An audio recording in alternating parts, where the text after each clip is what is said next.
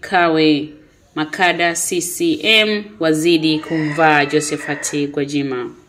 Ni Justin Jonathan Maniula, mtaalamu wa masuala ya fedha, ambaye amefanya kazi katika mashirika ya kimataifa ya Marekani kwa miaka kadhaa katika nafasi nyeti za kiutawala, na sasa ameamua kujitosa katika kinyang'anyiro cha uteuzi wa kupeperusha bendera ya Chama cha Mapinduzi CCM jimbo la Kawe katika uchaguzi mkuu wa rais, wa bunge na madiwani Oktoba mwaka huu 2025.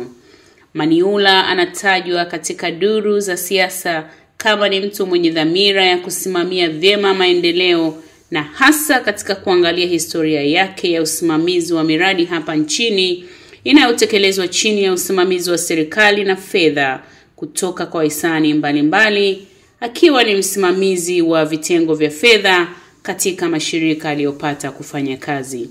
Ni mimi msimulizi wako TJ kutoka Mutabuz TV.